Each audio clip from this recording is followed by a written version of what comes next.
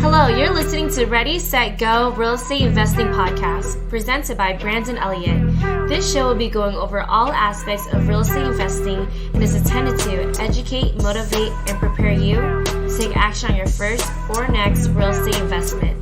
For more information, please visit BrandonElliottInvestments.com. Thank you for listening and enjoy.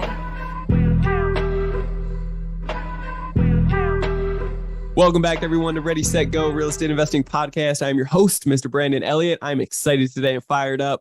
We got a 911 responder in the house, a police officer that is transitioning into real estate, been doing real estate for years now, and several dozen properties over the years of fix and flips, majority, and transitioning into more buy and holds, Airbnb, also converting properties into, more units, which is awesome.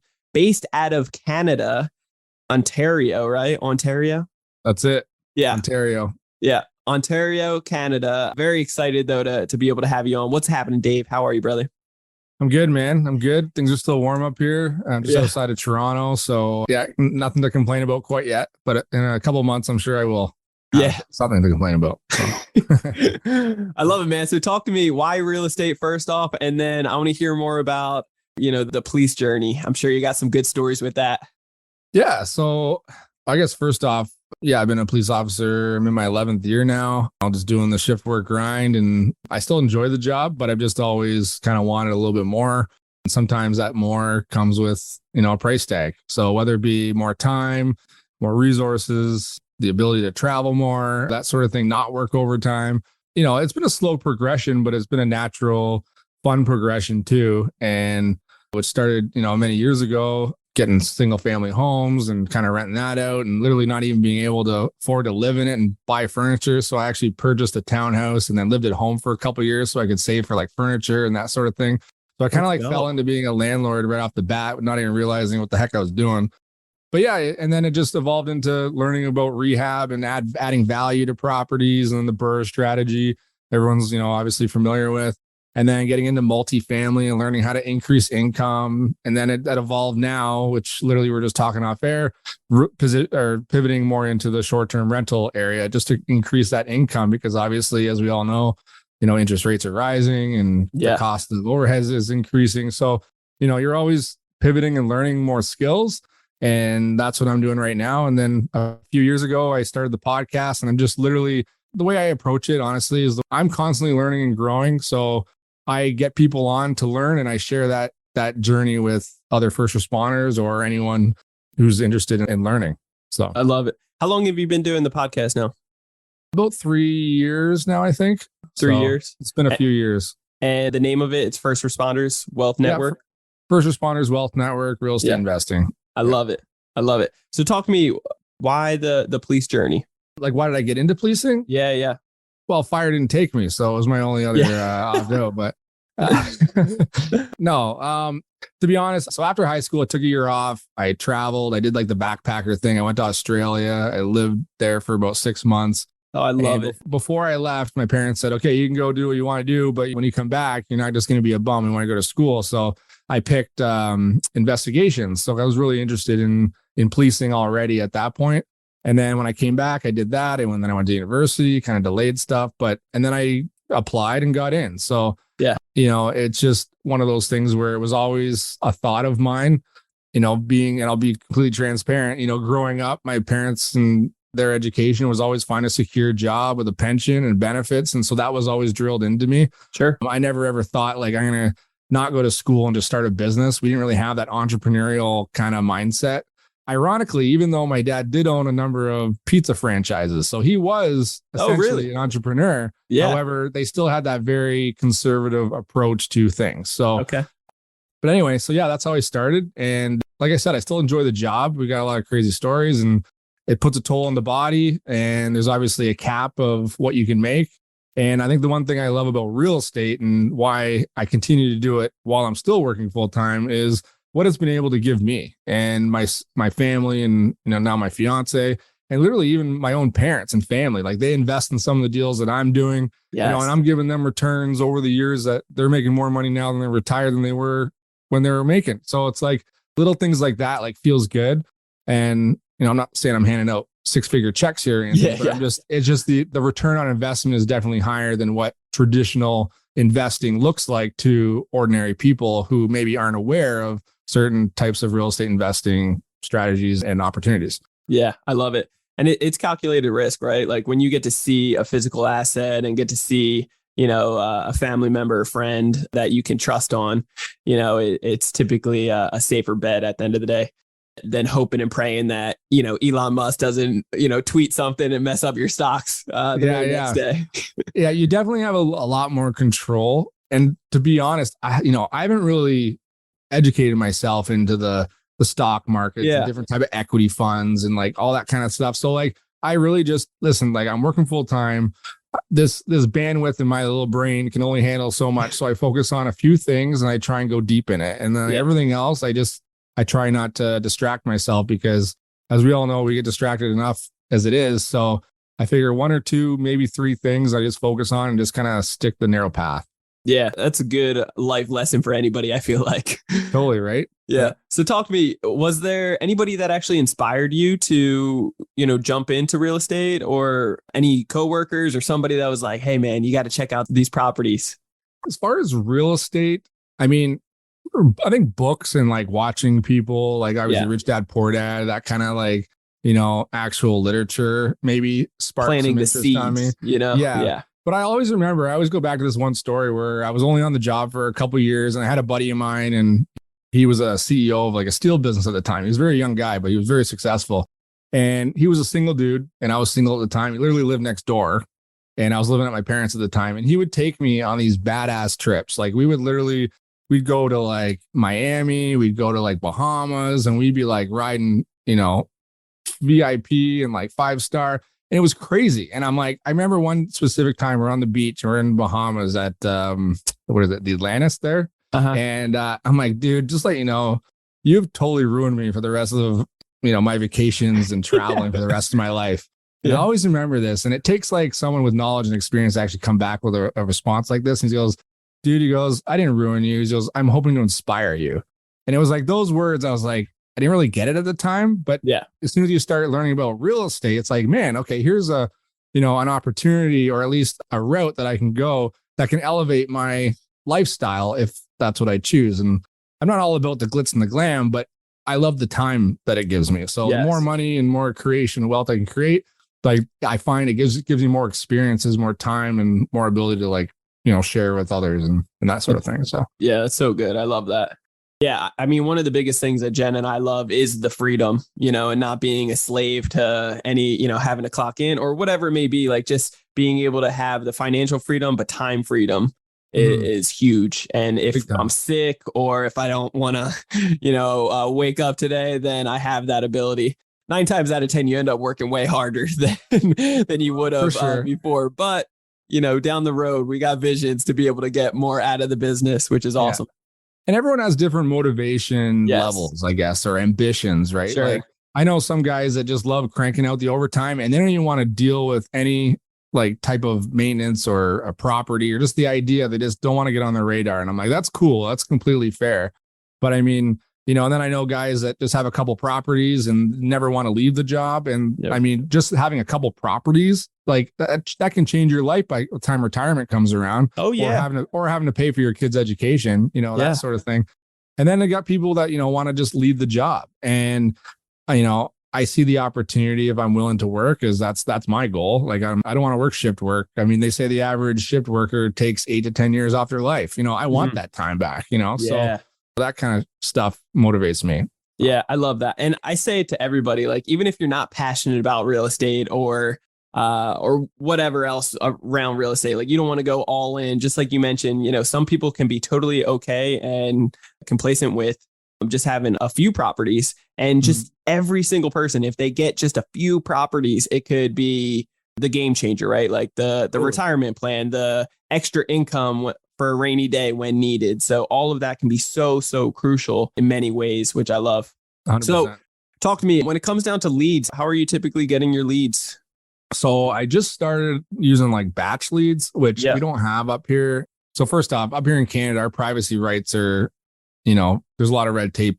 Well, pretty much in everything up here. Really? But, I didn't know that. So Yeah, we can't access that information. So the only information we can access is like MLS, or I don't know, other people who can maybe do Kijiji and stuff, or direct marketing. So you can do like Facebook ads, or you can do like direct mail campaigns and that sort of thing. I've just been very fortunate of finding, again, my bandwidth is only so much, right, man? Yeah. So I can only do so. So I don't have a real streamlined process for direct mail. So I have linked up with wholesalers. So I'll find, some wholesalers, MLS. I still find deals on MLS. Yep. And those are pretty much the two, MLS and wholesaling. There's only been one property that I've handed out, and literally knocking door to door with Aaron. Actually, we were walking, and we found an off-market opportunity. So to answer your questions, wholesalers and literally just MLS. Yeah, I've done exactly the same thing, coming down to building relationships and letting everybody know, being crystal clear on like what you need, right? Like what you're looking for, what you're not going to get, and what you will get. And then letting everybody and their grandmother know, so that eventually you start getting some leads coming in, and then you can filter them out on a regular basis. That's a really valid point there, is letting people know what it is that you're doing. Because even like other agents, sometimes they'll just message me or text me, or even, reach out to me and just say like, hey, we have this executive listing, or we have this off market listing, or hey, like I know this person doesn't want to take it to market. So like little stuff like that. I'm not saying it works all the time and often, but if it's one deal every so often, like, hey, that's great. So yeah, I love it. Definitely letting people know. So as far as numbers go, is there like a certain criteria of how you're running your numbers on certain projects that you want to look for and shoot for, aim?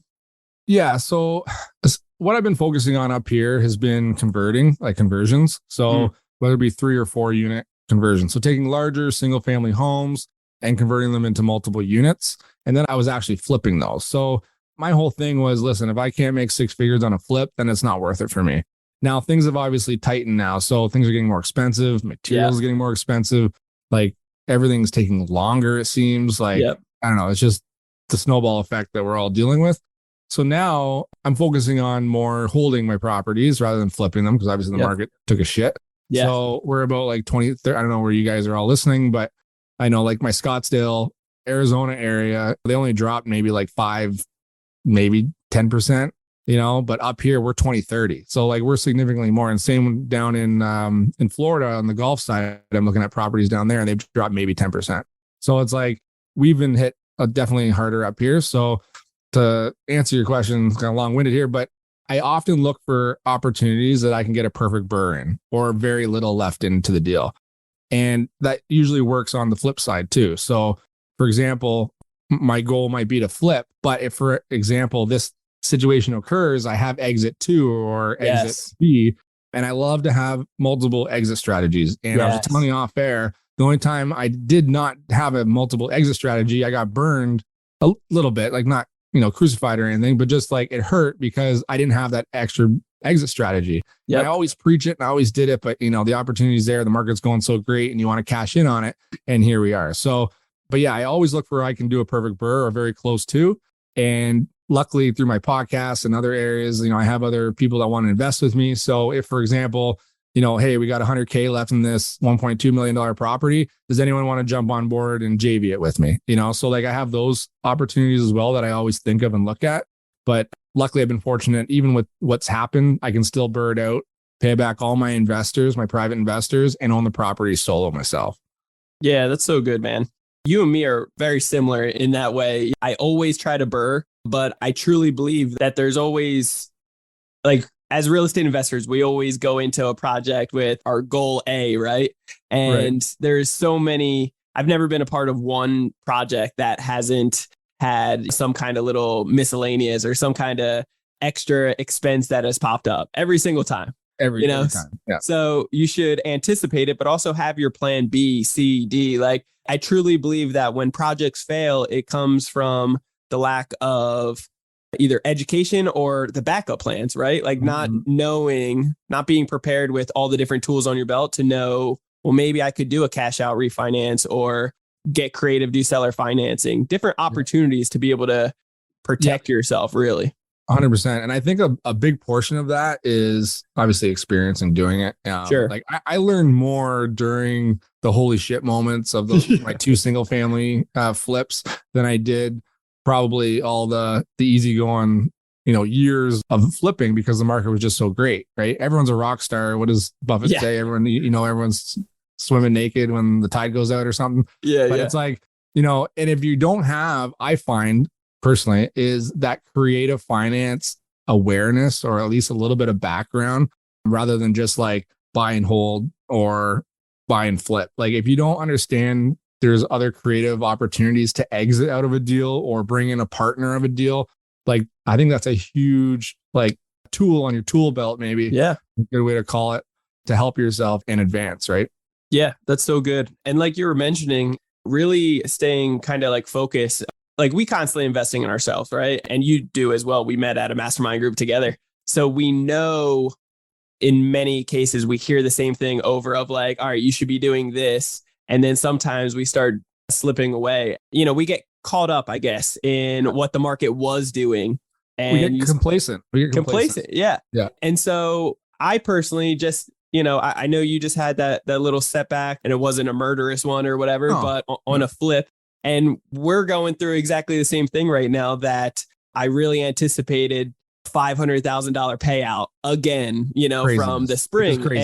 And realistically, awesome. We were locked in for, making 150K. And then once they asked for 12K off after them doing due diligence and stuff, I was like, no way in hell, Yeah. But thinking about it, instead of reaching out to my mentors or like the education and not getting complacent, like realizing what the market has done and need to update, my holding costs are like close to $8,000 a month. Right. And, now I'm on a market for another month and a half, 2 months, who knows? Yeah. Yeah. And so how smart is that? Yeah. And, even talking to guys up here who actually Aaron's working for, he's a real estate investor and an agent. He owns his own team and whatnot. Sure. He does a lot of, apartment investing. And he told me right from the beginning, he's like, don't chase the market. He's like, in this time, you got to get ahead and it might burn, but it hurt. But the last thing you want to do is to have 2 or 3 weeks ago price and sit on the market and then change it and then change it and change it. You need to be aggressive. And it's just one of those things. Otherwise, you could be holding for a long time. And that's what we did. And we were lucky to get rid of it at the price that we did. But even now, if we, we're stubborn, like you're saying, like, no, this will work or this will sell, or I don't want to sell at that price. It would have been significantly less than what it is now. So it's just one of those things. You just got to keep moving forward and you can't dwell on it. It's like a bad tenant. This is like a perfect example. Like someone won't get into real estate because, my uncle or my friend had a bad tenant. Well, that like little specific example doesn't summarize all of real estate investing. What I mean? I don't want to unclog toilets in the middle of the night. Like exactly. I've never done that. I've never done a toilet in my life. You know what I mean? So it's just one of those things where you just got to keep moving, but you learn. But definitely have those skills on the tool belt. That's good, man. Talking about learning curves, anything else that really like lights you up and it's a good reminder not to do? Like it was a big smack to the face and you're like, I'll never make that mistake again for the listeners. No, there's so many. I think a recent one would be I partnered on one of the flips that I did, and I was the one that found the deal. I analyzed the deal. I brought in majority of the partners, and they were like the working. So they already had they were the contractors. So I partnered with my contractors who essentially do all my stuff. And it was just one of those things where I was a little bit complacent on, okay, I did my part. Now they do their part. And then by the time we got to the end, we were a little over budget, went a little longer. The market shifted. So it was like, the perfect storm. But looking back, and we all agreed, we had to sit down, we talked about it, whatever. But it was like, we really need to kind of have, and this is for partnerships, I think is what I learned out of it, is to have that like quarterly or semi-weekly meeting and to say, okay, where are we at? Where's our budget at? Yeah. Let's not get too far ahead of ourselves. Yeah. Because in hindsight, what we could have done is sold it at a certain point before it was completed. Yeah. And we probably could have made significantly more actually money on it than kind of waiting till it was, completely fully done. Yeah. So like, that's like a little thing. What was your question? Like kind of just like the lesson that maybe? Yeah. Like any learning curves that that you're not going to make again that might be able to help out with the listeners. I think just keep moving forward. I mean, sure. And I think the devil is in the details. So I think like I personally find the more organized I get, the better of an investor I am. So like if Good. you become lazy and complacent on the numbers, the accounting, the process, and don't really dial in those systems, things can get out of hand pretty quick. And I think that's been a big one early on, was just really getting my team and dialing them in and getting specific roles for certain people, whether it be the bookkeeper, my accountant, or my VA for my podcast, or you know what I mean? It's like all that stuff, like getting systems in place rather than just like running around with your head cut off, even though I still feel like that a little bit, but for sure. Yeah. There's levels to it. Like even when you're in the mix of it, like eventually though, you're going to start getting the time back and the systems in place, which is good. But the biggest one I find a learning curve, and it's not like I've experienced a tremendous loss or anything, but I've seen so many first responders where they get a divorce or they have a death in their family, God forbid, or, they have a tragic event, whether it be an injury, whatever the case, and that income gets reduced significantly, whether it be in their retirement years or literally having a pension and it get taken away. You know what I mean? I just ran into this from somebody, a client that was coming to me, and she was anticipating it in 2 years to retire and get her pension, full pension. And they ended up letting her go, and she's getting like not even a third of it or a quarter of it. Like those are the type of situations where these are the conversations I literally have with people at work, and they're like, that'll never happen. That'll never happen. And you don't know. The strongest in North America, and it might be, but like, I pray for it. I pray for you, After going through COVID and seeing what has happened, whether it be the money printing, closing things down, rules and regulations or mandates that are forced on us, it's one of those things where I'm now believe that anything is possible. So it's completely up to us to take care of ourselves and not rely on anyone or anything. So that's my motivating factor, really, at the end of the day. I like this saying, like, if it's meant to be, it's up to me.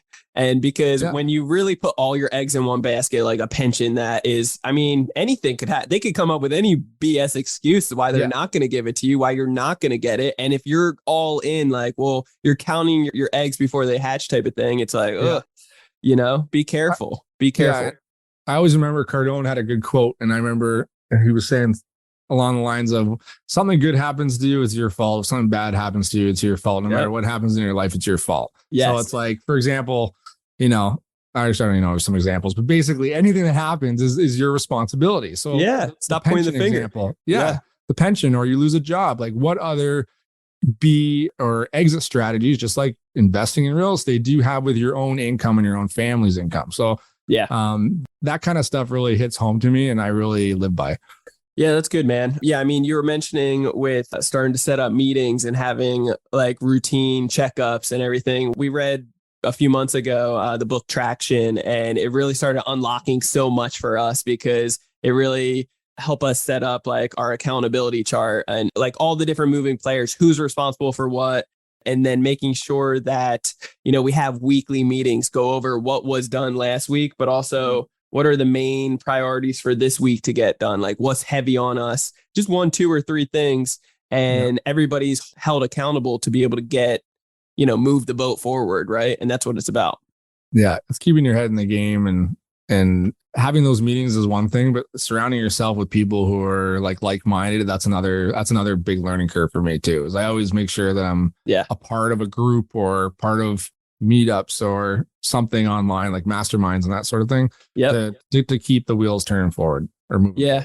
I think that's a huge part too, like investing in yourself for mastermind groups, getting around other like-minded people. Like I've been a part of other mastermind groups that, just being very blunt, that not any that or anything, but that like weren't good. And like the guy was like a scam person, right? But I still made amazing relationships. I still got the value out of it. I've never been a part of any mastermind that I didn't take a tremendous amount of value and get an ROI.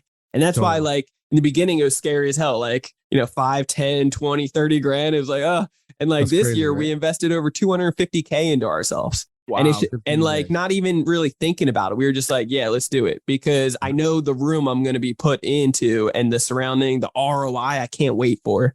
The relationships, the connections, the knowledge is good by all means. I don't want to discount the knowledge. The knowledge is great.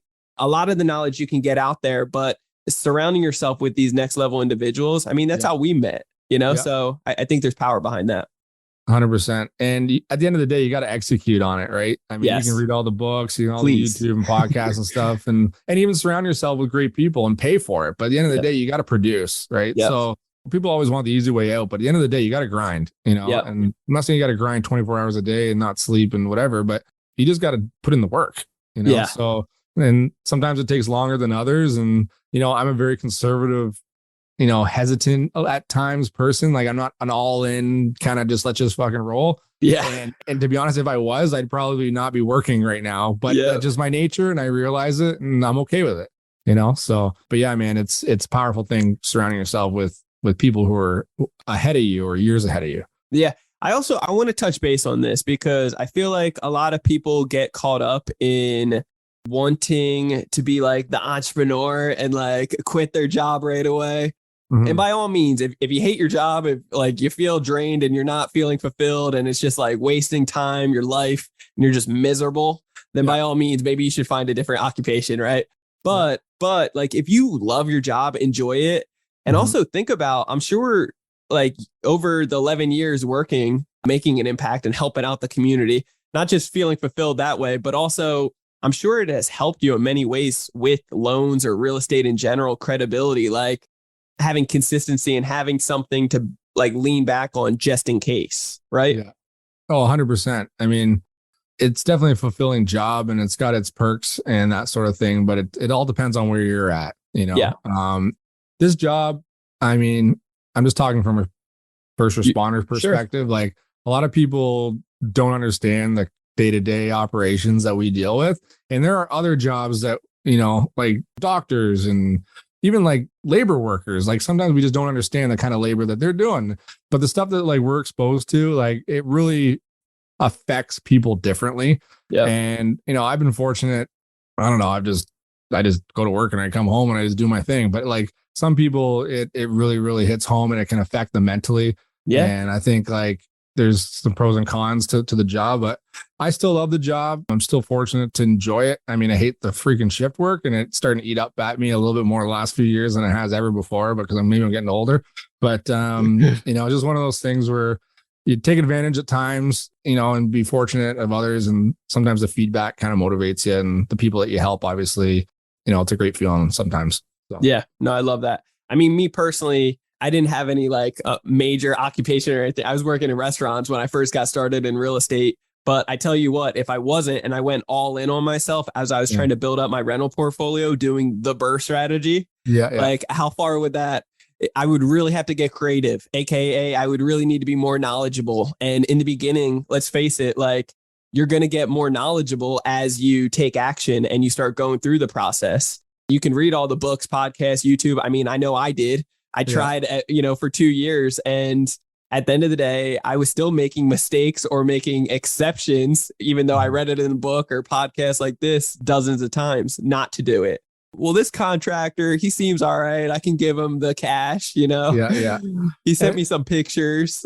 Yeah. And at the end of the day, we're always learning from people who have done it, right? I mean, that's why, like, not trying to do it your first time on your own. And that's why I love like what Aaron and I are doing right now is we're getting into the short-term rental stuff. And for a lot of us Canadians and first responders, we're all, I mean, anyone, I shouldn't just say first responders, but like anyone's trying to grow their portfolio and, have a little extra cash flow and maybe they pocket it. And it's like, great. Okay. I got an extra cash flow. But you're building that wealth over time in the background. And the one thing I find now is, getting into the short-term rental world, and this isn't anything new, but it's new to us and, definitely new to Canadians, I guess, some who aren't exposed to it, would be like, getting great places in southern areas that you can have a short-term rental and actually a vacation spot if you want to go visit it. So, I mean, like, there's a perfect example of, like you said, you're doing the BRRRRs and you're growing the portfolio over time and maybe you're making some mistakes, but having a property that you can not only create wealth off of over time and get higher income off of, but literally have a place to go visit that impacts you now. Yes. So, I know a lot of the short term is like a big thing right now. It's kind of like a hot topic, but there's a reason for it because it's working. And so just something I just kind of wanted to share that I think that's going to impact people now versus like only your mindset of I'm going to grow properties in 30 years from now. It's going to help you out, right? Yeah. So Yeah, it could definitely be a heck of a lot sooner if you get more creative, do short term and so forth, which is awesome. yeah, right. So cool, man. Talk to me. What does the future look like for you guys? I know you also have a webinar coming up, which is pretty exciting. Yeah. So kind of running off from that, I guess. Yeah, we're doing a webinar. It's cross-border investing and short-term rentals. September 15th, 8 p.m. Eastern time. So what is that? 5 p.m. Your time? Yep. Yeah, I'll give you the link. It's 911wealthnetwork.com/Arizona. And that's where we're focusing on right now. Also, we're focused on Florida. But yeah, we're going to just, for people who are cross-border, I know your audience, I think a majority of them is maybe in the US. So they'll definitely still get a lot of information and value out of it, because we're going to talk a lot about Arizona and why we like Arizona. Yes. It's not just Scottsdale where we are. There's a lot of surrounding areas that are great short-term rental properties. Oh, yeah. And markets.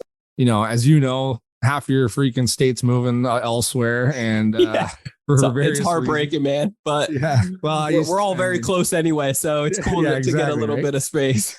Yeah, I know. But yeah, there's a lot of, great opportunities there, a lot of growth there. Yeah. So we're going to talk about that. But again, just kind of going back to what I said, just the ability of people exposing the opportunities of whether you're in the States or not, short-term rentals, what they can provide. And the piece there that I love is not just short-term rentals and I'm getting higher cash flow. I mean, we can all figure out probably in our own backyard doing short-term rentals, but it's the piece, especially for us Canadians and anyone who just wants a place to go visit. Like if you're into golf or you like the beach, I mean, maybe Florida is a great spot to do some education and really find out what a good market is and do the short-term rentals. And why not have a place you can go visit once or twice a year for free, and it's going to pay for itself. Plus you're going to get income in your pocket and it's going to, grow over the years. So, and that's what I was talking about, having that impact now where you can actually enjoy it now. Like I don't go down to my 3-unit and go sit in one of the units and say like, I'm in downtown Hamilton here. This is awesome because it's a steel town. You know what I mean? So that's exciting me right now, is the ability to have some places in various locations that we want to go travel to. Oh yeah. In addition to just the stuff that we're already doing. So yeah, that's good. And I'm really excited myself to just tune in simply for, identifying the locations can be very crucial. And there is definitely a huge upswing the last several years, and it's even projected to keep going in places like Arizona. So even when the rest of the market, the rest of the world is kind of having some setbacks, right? Yeah. Some little corrections, Arizona is barely getting touched and projected to do much better. So it's exciting to see the job growth, population growth, something unique in the area and all the different unique factors, right? But you guys will be able to dive in and share more. So it's going to be a webinar on the 15th at 8 p.m. Eastern time, 5 p.m. Pacific Standard Time. People can register at, 911wealthnetwork.com/Arizona. Or if they follow me on Instagram, Dave Nighters, they'll be able to. So DAVEKNIGHTER. I'll pop the link up there every once in a while on my stories so you can find it that way as well. Cool, man. Is that the best way people should get a hold of you? IG or any other locations? Yeah, I think Instagram is cool. I'm on that all the time, or just go to 911wealthnetwork.com and you can connect with me through there as well. Love it, dude.